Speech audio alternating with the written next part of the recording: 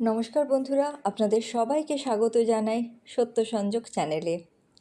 মহারাজ যুধিষ্ঠির বললেন, হে মধুসূদন, আশ্বিন মাসের কৃষ্ণপক্ষীয় একাদশীর কি নাম তা কৃপা করে বলুন।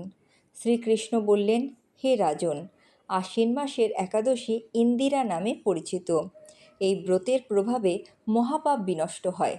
এমনকি কর্মবিপাকে যারা নিম্নজনী লাভ করেছেন সেই পূর্বপুরুষদেরও উত্তম গতি লাভ হয়। এই একাদশীর মাহাত্ম্য শোনা মাত্রই সামবেদীয় যজ্ঞফল প্রাপ্ত হওয়া যায়। হে রাজন, মাহিষ্মতি নগরে ইন্দ্রসেন নামে এক প্রসিদ্ধ রাজা ছিলেন। ধর্মবিধি অনুসারে রাজ্য পালনে তিনি বিশেষ খ্যাতিসম্পন্ন ছিলেন। তার বিপুল ধন সম্পত্তি ছিল। পুত্র পৌত্রাদিসহ তিনি সুখে রাজ্য পরিচালনা করতেন। বিষ্ণুভক্তি পরায়ণ সেই রাজা নিরন্তর শ্রীগোবিন্দ নামগানে মগ্ন থাকতেন। একদিন রাজা সুখে রাজসভায় বসে আছেন। এমন সময় দেবর্ষি নারদ স্বর্গ থেকে সেখানে এলেন। তাকে দর্শন করে রাজা হাতজোড় করে উঠে দাঁড়ালেন। দণ্ডবৎ প্রণাম করে মুনিকে আসন, পাদ্য, অর্ঘ্য আদি ষোড়শ উপাচারে পূজা নিবেদন করলেন। তারপর বললেন, হে মুনিবর, আপনার দর্শন মাত্র আমার যাবতীয় যজ্ঞফল লাভ হয়েছে। এখন আপনার আগমনের কারণ জানিয়ে আমাকে কৃতার্থ করুন। দেবর্ষি নারদ বললেন, হে মহারাজ, অতি বিস্ময়কর এক কথা শ্রবণ করুন। আমি একসময় যমলোকে গিয়েছিলাম। সেখানে যমরাজের সভায় বহু পুণ্যকারী আপনার পিতামাতাকে দেখলাম। ব্রত ভঙ্গ পাপে তাকে সেখানে যেতে হয়েছে। হে রাজন, আপনার পিতা যে সংবাদ প্রেরণ করেছেন আমি এখন তা আপনাকে বলছি। তিনি বললেন, হে ঋষিবর, মাহিষ্মতির ইন্দ্রসেন রাজা আমার পুত্র। তাকে বলবেন যে আমি বহু পুণ্য অনুষ্ঠান করলেও কোনো কারণবশত যমালয় আসতে বাধ্য হয়েছি।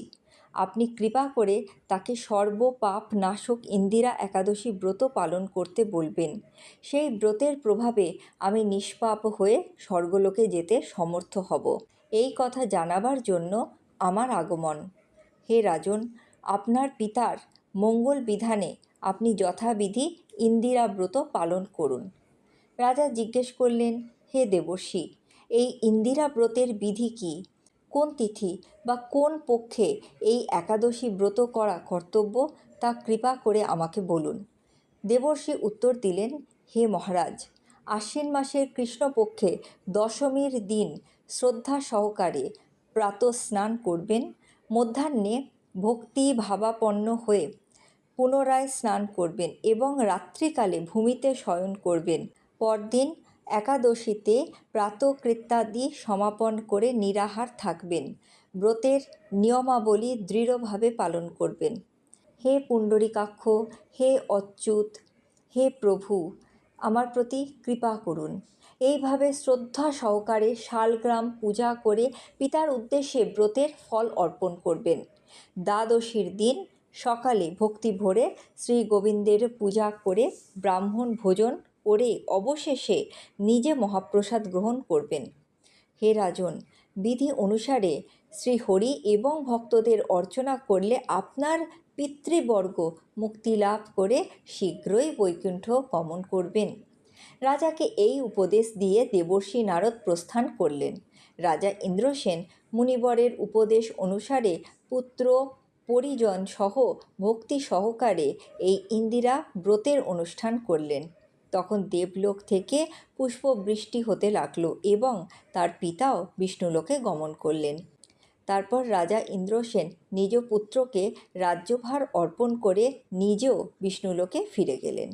এই ইন্দিরা একাদশীর মাহাত্ম্য পাঠে ও শ্রবণে মানুষ সকল পাপ থেকে মুক্তি লাভ করে এবং বিষ্ণুলোক প্রাপ্ত হয়। আপনাদের যদি এই গল্পটা ভালো লেগে থাকে তাহলে অবশ্যই বন্ধুদের সাথে শেয়ার করুন, লাইক করুন আর চ্যানেলটাকে অবশ্যই সাবস্ক্রাইব করে চ্যানেলের সাথে জুড়ে থাকুন। নমস্কার।